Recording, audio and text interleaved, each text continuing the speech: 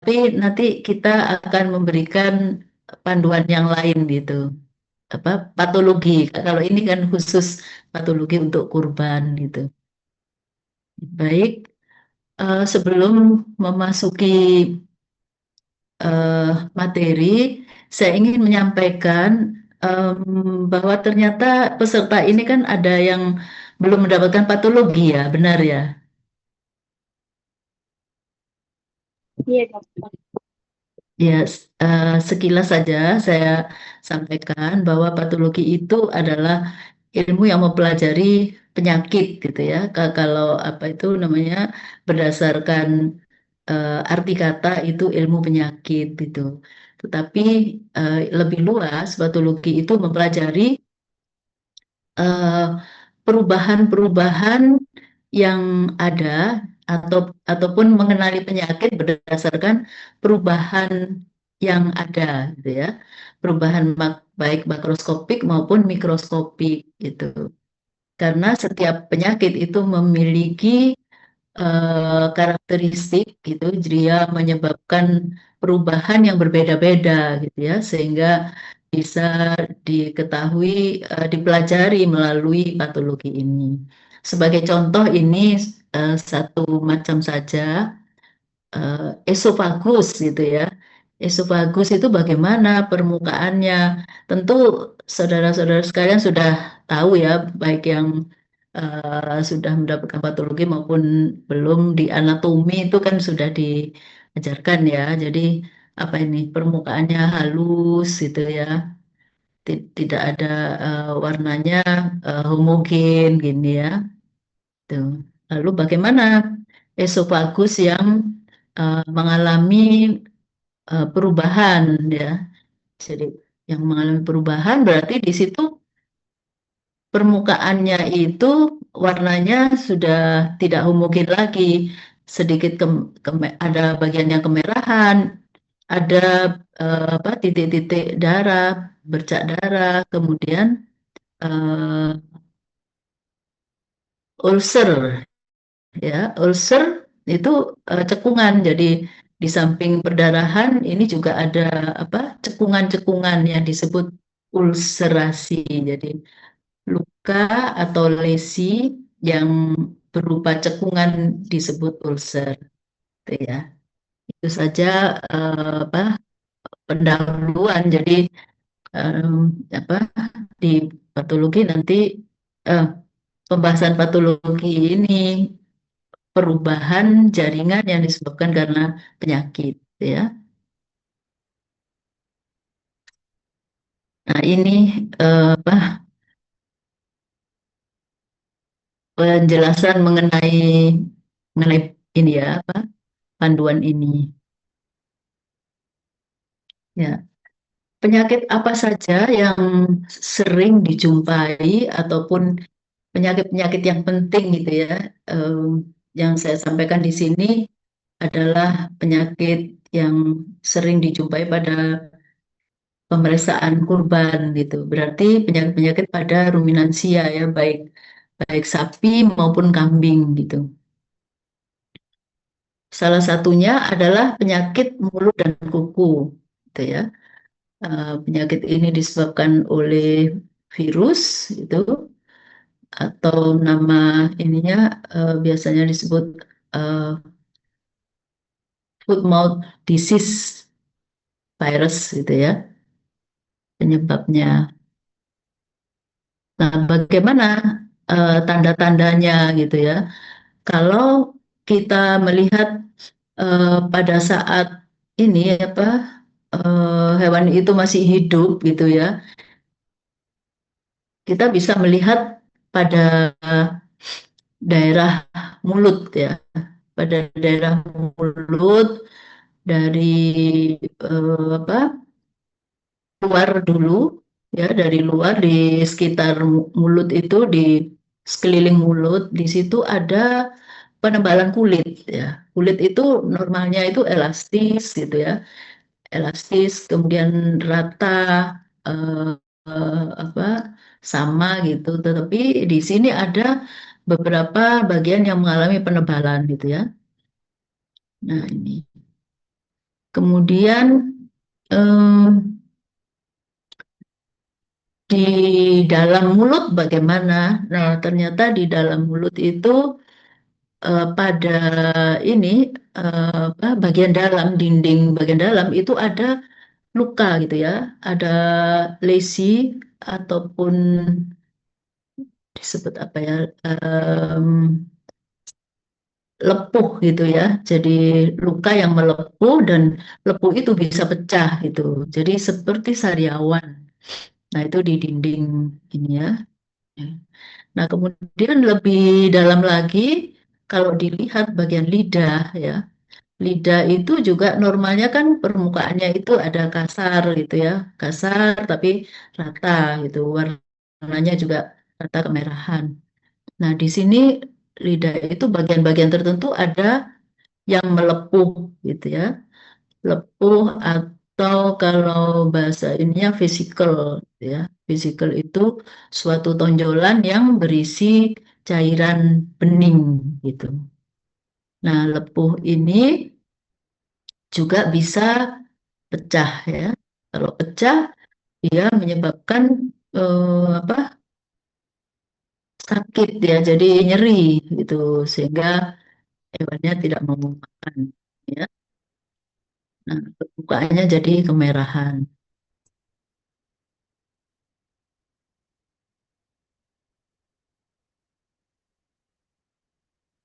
Nah, pada bagian lain,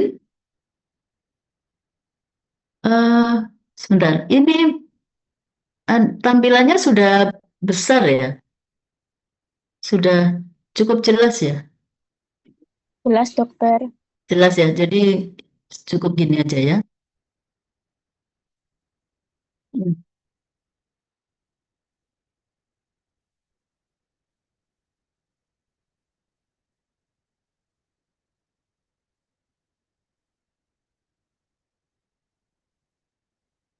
Nah, ini bisa kita lihat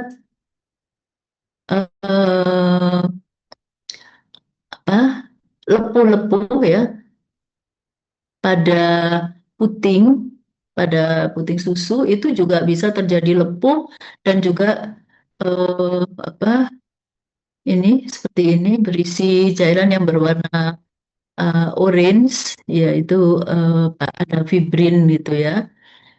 Nah ini juga bisa pecah gitu ya, pecah kemudian juga mengering menjadi keropeng gitu. Selain di apa di puting, seringkali itu di kuku ya, di atas permukaan kuku di sini itu ada luka itu. Nah, bengkak maupun juga luka ini ya, kemerahan. Ini juga lebih parah lagi disertai perdarahan. Nah, ini. Nah, kalau ini ada apa? Infeksi gitu ya, ada infeksi sekunder gitu bisa timbul nanah ya. Nanah berwarna kecoklatan eh, apa gelap gitu ya, coklat gelap.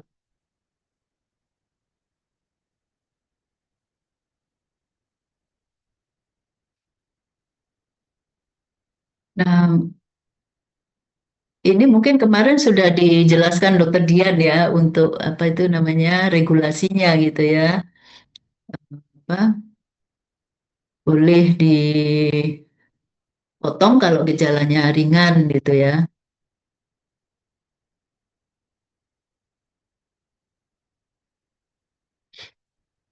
Nah, bagaimana postmortemnya gitu ya pada PMK itu eh, kita melihat di sini pada jantung ya, pada jantung ada perubahan apa berupa nekrosis ya. Jadi ada tampak bagian-bagian yang pucat gitu ya. Kemudian apa tidak homogen, kemudian ada yang kemerahan gitu. Nah, di sini untuk sehubungan dengan kurban itu organ dengan yang mengalami kelainan itu dibuang, kemudian bagian yang masih normal itu bisa dikonsumsi. Nah, untuk bagian yang normal tentu saudara sudah tahu ya, ini tidak dibandingkan apa ada gambar tidak ditunjukkan bagian yang normal ya. Nah, ini ada apa eh, pengerasan gitu.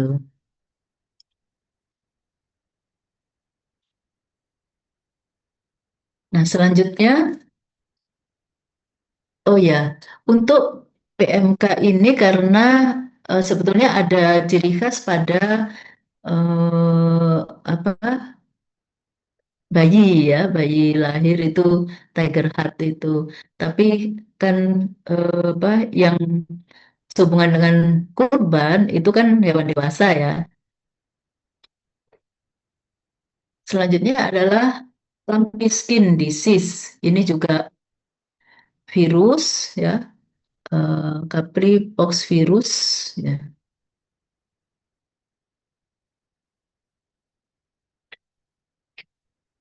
Tanda dari lumpy skin disease itu sangat jelas ya. Di kulit itu timbul apa, benjolan-benjolan gitu. Benjolan ini eh, konsistensinya itu padat gitu ya. Bulat itu bisa dilihat di sini bulat-bulat itu mungkin apa saudara-saudara sekalian sudah apa tahu ya sudah sering diberitakan gitu beberapa waktu lalu kita apa terserang ini ya. Nah, ukurannya ada kecil, kemudian ada eh, agak besar, ada yang lebih besar gitu. Jadi beragam ukurannya. Nah, kemudian ada beberapa yang dia di tengahnya itu ada cekungan gitu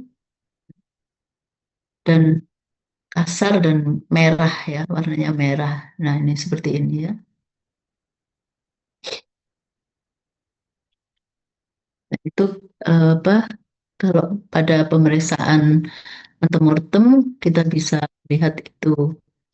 Nah, bagaimana apa perubahan di apa puting susu ini juga ada ya. Jadi ada apa bulatan-bulatan gitu. Jadi berbeda dengan apa tadi dengan PMK itu berupa lepuh gitu. Nah, kalau ini keras gitu ya. Jadi tonjolannya itu keras gitu. Nah, ini juga ada perubahan pada kaki juga ada ya. Ada kelukaan gini.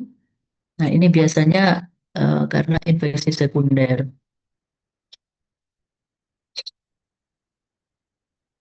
Ini keputusannya ya. Apabila benjolan ada di seluruh tubuh, itu berarti gejalanya berat kalau merata gitu ya. Nah, ini tidak boleh dipotong karena ya apa tidak layak ya. Jadi ininya apa nanti tidak layak konsumsi. Tetapi kalau ringan itu boleh ya. Jadi bagian-bagian yang mengalami kerusakan itu saja yang dibuang gitu. Perubahan postmortem itu bisa dilihat pada ini ternyata di baliknya kulit itu ada lesi-lesi gini ya. Jadi apa basah gitu dan mengkilat gitu ya.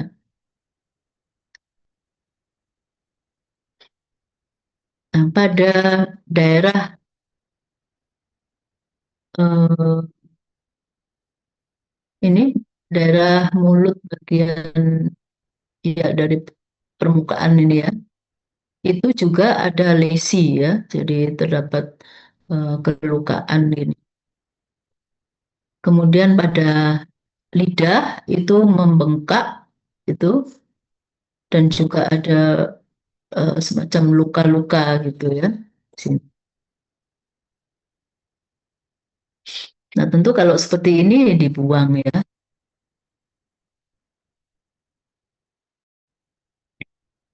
Dan juga luka bisa dijumpai pada daerah hidung, ya, pada nostril tuh. Nah, ini ya, dan apa berbentuk tan lonjong gitu dan ada tepinya tidak rata ya, jadi apa tidak beraturan gitu. Kemudian ini kita lihat apa ini? Saluran apa ini? Trakea ya. Itu warnanya harusnya normalnya itu mungkin ya. Nah, tapi di sini ada bintik-bintik apa berwarna merah keabu-abuan sini. Jadi ada eksudat gitu ya di sini.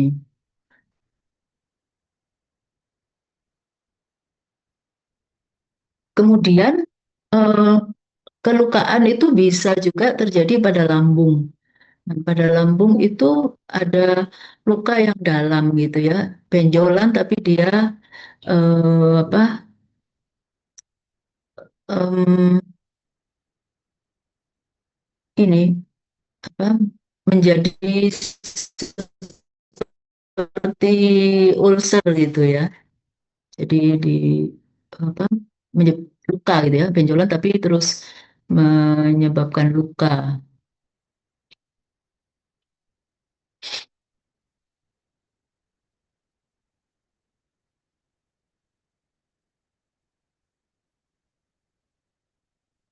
Ya.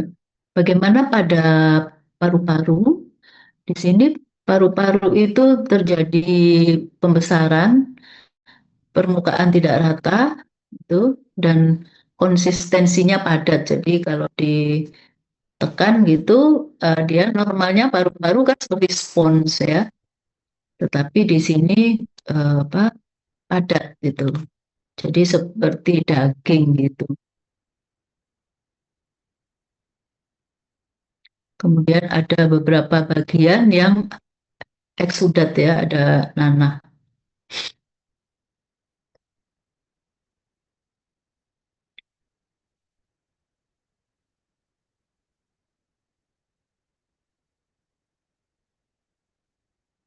Nah, kemudian eh, di sini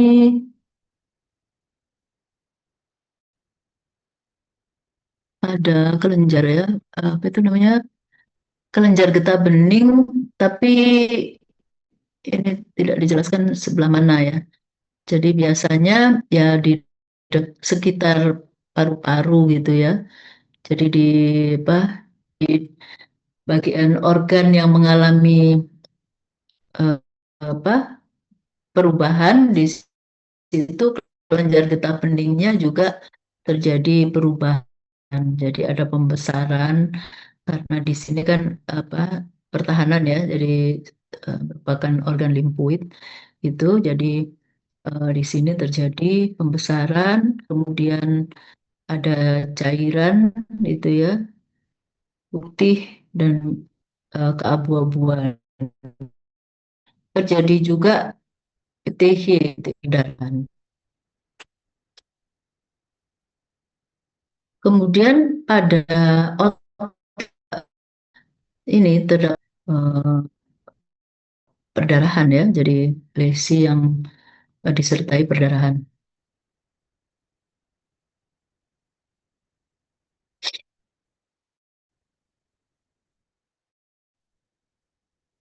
Jadi ini untuk apa keputusannya yang mengalami perubahan itu tidak boleh dikonsumsi. Gitu. Jadi dipilih itu. Selanjutnya adalah tuberkulosis. Nah, tuberkulosis ini penyebabnya adalah bakteri ya, Mycobacterium tuberculosis. Penyakit ini sangat berbahaya ya. Jadi apa, karena merupakan penyakit zoonosis bisa menular ke manusia.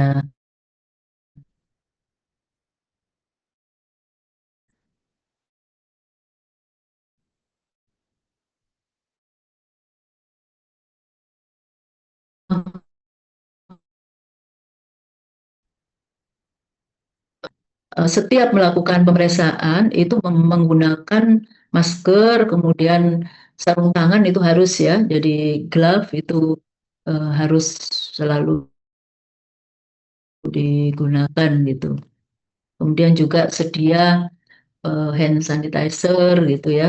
Jadi setiap ya, itu di, apa, pakai antiseptik gitu ya. Pada paru-paru itu eh, ada tuberkel ya, jadi benjolan-benjolan itu bisa tertentu atau bisa merata ya. Benjolan itu tergantung apa tahapannya.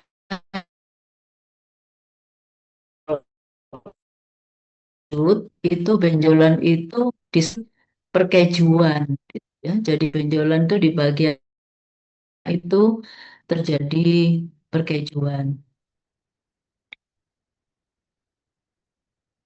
Biasanya juga dekat dengan paru-paru, pembuluh limfe tertentu gitu ya.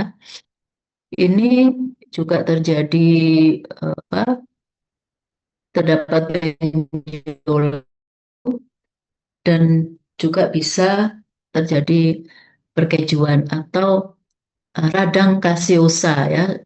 Kalau ini apa jenis inflamasinya, jenis peradangannya itu inflamasi kasiosa gitu.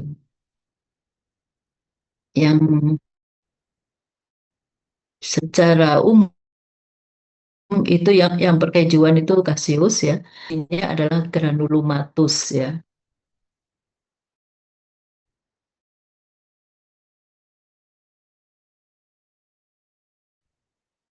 Nah, kepala itu kan padat seperti keju ya. Jadi eh, seringkali dijumpai juga ya. Jadi hati-hati untuk pemeriksaan yang menemukan ini super hati-hati ya.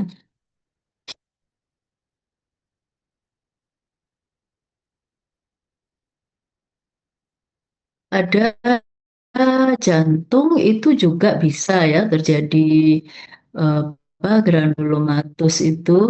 Jadi em, TB itu bisa apa bisa menjalar ya, bahkan pada tulang itu juga bisa. Nah, ini pada jantung juga terdapat benjolan yang mengeju.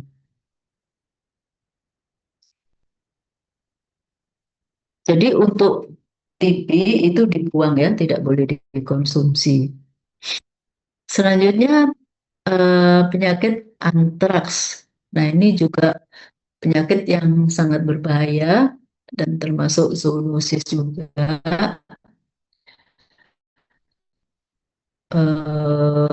Penyebabnya adalah basilu.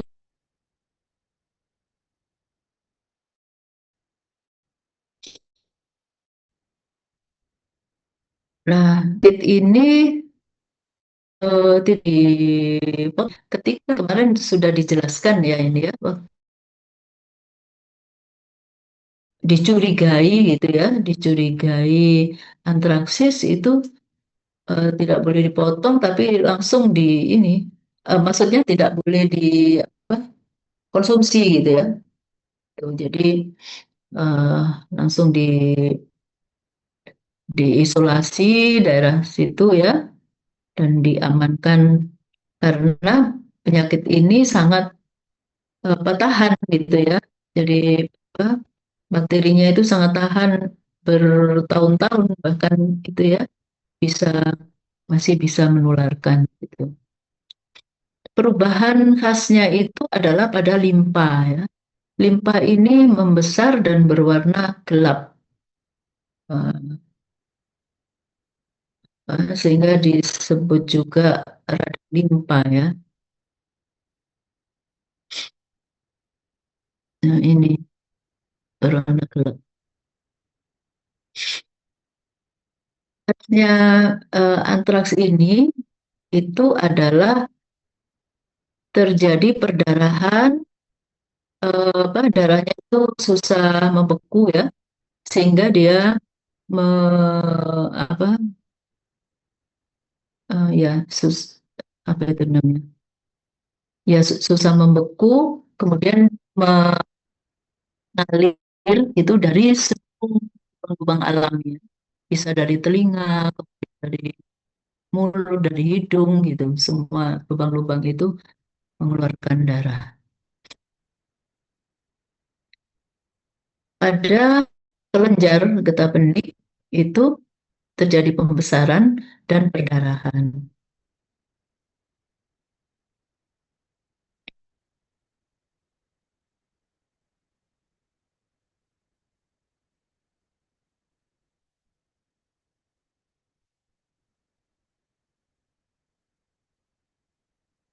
Perubahan postmortem di sini terdapat perdarahan yang berat ya pada saluran cerna dan juga terjadi kerusakan organ. Ini sangat apa ketat ya, tidak boleh dipotong dan dikonsumsi. Jadi kalau kalau udah dicurigai tidak boleh ya di dan harus dimusnahkan. Caranya dengan mengubur dan apa ini harus dilaporkan gitu ya.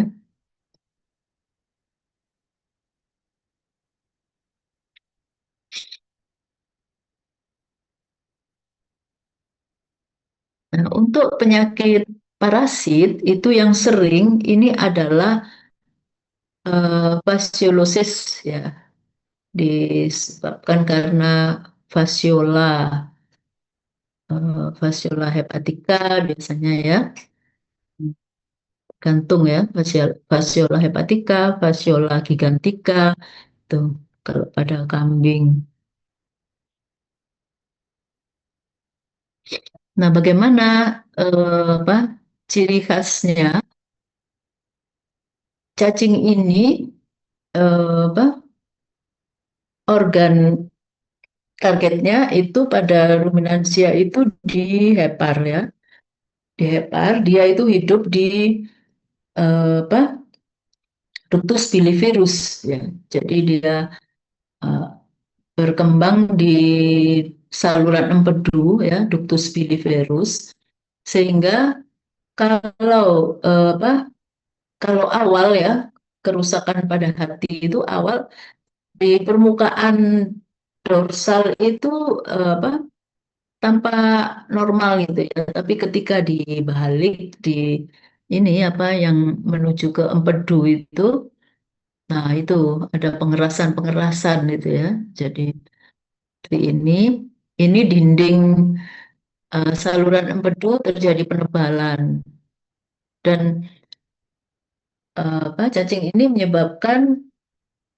apa ductus bilivirus itu membuat percabangan-percabangan, jadi terjadi proliferasi, perbanyakan gitu, membuat percabangan-percabangan dan penebalan. Jadi ductusnya ini penuh ya, bisa apa, memenuhi seluruh hati juga ya, jadi pengerasan itu. Cacingnya berbentuk seperti daun gitu, pipih. Nah ini ya, pipih seperti daun. Nah, untuk apa organ yang mengalami kelainan ya mestinya dibuang ya meskipun ini bukan apa pada manusia tidak ini tapi dari higien ya higien dan kalau kalau untuk persyaratan daging korban kan harus toyib ya ini termasuk yang tidak toyib itu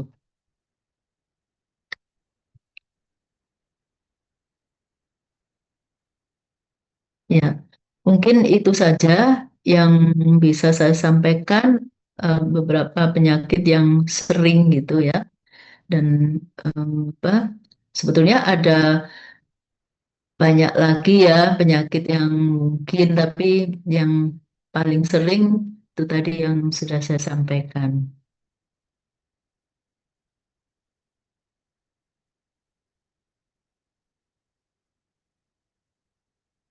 Saya kembalikan kepada MC ya, atau siapa? Ke Dokter Ruri.